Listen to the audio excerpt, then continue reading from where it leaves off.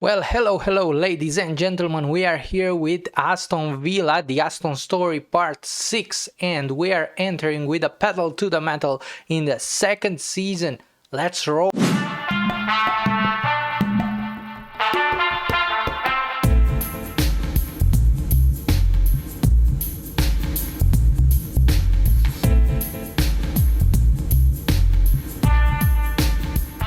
So, ladies and gentlemen, if you are still here, don't forget to leave a like and subscribe to the channel if you like this content, because we will come up with more episodes from the Aston story and some other interesting things related to FM23. Since the last time we saw each other, we had a lot of matches. First of all, we had a match with Norwich in the Premier League, and as you can see, during the period where we played all these matches offline, there were some pluses and minuses, some ups and downs.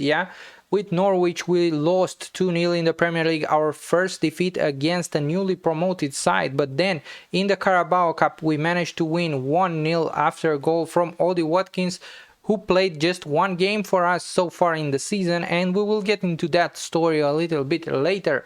After that, Marcos Leonardo managed to score against Man City, and we managed to get a 1-1, so a draw, 1 point from Man City. UEFA Conference League went absolutely mental. We won all the matches so far in the group stage, 6-0 against Astana. After this, all the other matches were won by us. After this, all the other matches, we managed to win all the other matches in the group stages of the Conference League. In Premier League, unfortunately, we had a lot of ups and downs. We lost against Leicester, a match where we scored in the first few seconds through Marcus Leonardo and then conceded in the 90+5 minute. Dewsbury Hall, one great player, a developing youngster. After this, we lost in Carabao Cup third round, so unfortunately we cannot fight again for the title that we got, for the trophy that we got last season for Carabao Cup. We lost in the third round, but that did not affect at all the morale of the squad or anything like this, because after this, 2 more matches. First of all, we won in extra time, let's say 90+1 minute against Man United. Then in Carabao, in Europa Conference League, we managed to win against Maribor. We managed a draw in a very tense match against Tottenham at home, and then away we lost against Brentford, a match that I thought we kind of controlled. We scored first, just like in the match against Leicester, and then we conceded 2 against the home team that was Brentford. After this, another blown out 6-0 at Breiðablik in Iceland in front of 4,274 fans. That was in Iceland. We came back to Birmingham, and at Villa Park we lost again against Fulham, one team that is doing great in the league, and as you remember, they finished above us also last season, so a very good team overall in Premier League. We came back to play against Leeds, and we managed a draw 2-2, and after this things kind of recovered. We won 3-0 at home against Breiðablik. A lot of our fans coming to the match, so we had a great first half, 3-0 at the break, and then we kind of took our foot off the pedal, and in the second half we didn't score anything. Then we had 2 brilliant games in Premier League against Newcastle and against Everton, where Nicolas Gonzalez and Marcos Leonardo really stepped up and they scored in both games. Danny Ings also made a very good appearance against Everton away. After this, 5-1 away at Maribor in a match where the legend of Atalanta, Josip Ilicic, scored against us in the 5th minute, and we also managed to score a lot of goals, especially in the second half. It was actually 1-1 at the break. Then back to Premier League, that European hangover that people kind of talk about sometimes. We lost at home against Brighton 1-0 in a match that they scored very early, and we did not manage to create the chances that we needed.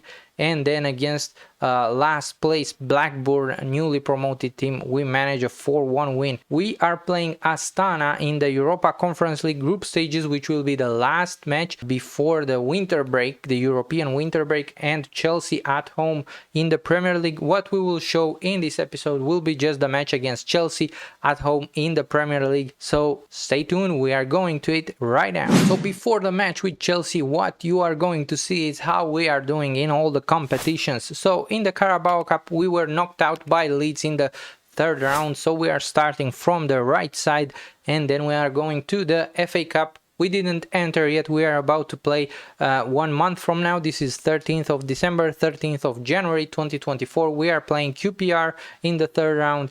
In the Conference League, we are first, qualified already, 15 points. Astana is second with 10 points, and they are also qualified. We are about to play them in the last match of the group, and we will see what is going on there. Top goal scorer is Danny Ings with 6 goals. Jacob Ramsey had an excellent season so far, 8.23 average rating, and then Emi Buendia with 3 assists.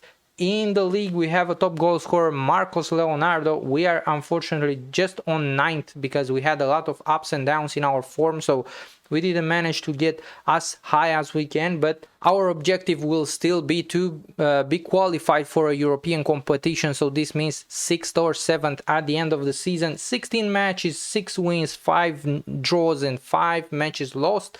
This means 23 points. Top goal scorer Marcos Leonardo with 10 goals. He played majority of the matches. Also Danny Ings had a few matches as starter. Our highest average rating is Nicolas Gonzalez, almost as the same as last season, and he is also our top assists guy. Overall, the squad is quite balanced. We will look to sell a couple of players because, as I showed you in the last episode, we have a huge squad, so we need to sell a couple of players during this winter transfer window. We also have a good short list of players, but this is more for the next episode.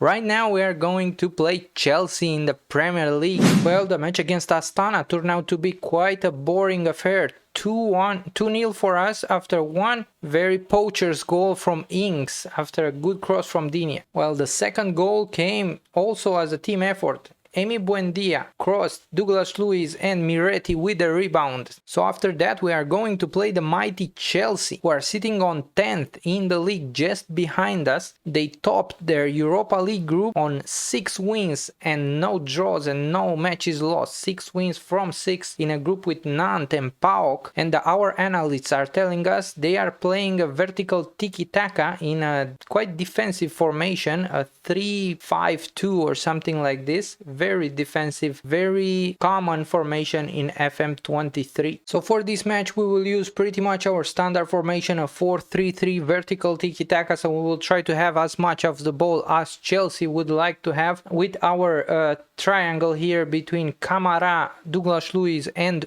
Jacob Ramsey. Marcos Leonardo will be the advanced forward, while all these guys on the bench had terrific form in the last 5 games. They will be introduced in the match probably after the first half. So the defensive line, it's Carnesecchi along with Cash, Zabarni and Diego Carlos. On the left side will be Brandon Williams. We will try to change a little bit so that players will not be tired. We don't have a lot of injuries outside of Callum Chambers, and we still have a lot of players that cannot get into the big squad. Among them Bertrand Traore, Morgan Sanson, quite good players. Our youngster from Argentina, Luciano Ferreira, and unfortunately we cannot find a place for Ollie Watkins and our third striker or fourth striker, Louis Barry. Let's get ready for the match. So here we are playing the 4-3-3, quite offensive formation. We are going to play positive against Chelsea. They are playing their defensive, let's say 3-5-2 or however you want to call it, that 7 players at the back and only 2 in the actually 8 players if we are thinking about it. It's like an 8-2, very defensive formation. I'm expecting for us to have more of the possession and really try to build from the back and really have a lot of chances. Actually, I hope there will be no big mistakes like this one from Cash. And now Sterling, oh, Sterling opens the score. Raheem Sterling, a big mistake from Matty Cash. It was exactly what I was thinking about that I was hoping for no mistakes if possible. Carnesecchi with a long ball, and it was Matikesh with a very bad first touch. Cucurea there. They are pressing quite aggressively, and our two central defenders are not very close to each other. As you could see, there is a little bit of space between them there. So we are pretty much starting the match with a 1-0 for Chelsea, and it seems that we are still struggling a little bit with the possession. Now Bailey, Leon Bailey for Matikesh. Matikesh, maybe he will recover from that mistake. Now Brandon Williams comes inside, a good pass. Oh, Douglas Luiz, a very good run there, but he didn't manage to finalize. He's not really a guy that knows how to finish that kind of chance. Now Nicolas Gonzalez goes inside. Very good run from Nicolas Gonzalez. A pass. Leon Bailey for Marcos Leonardo. Good first touch.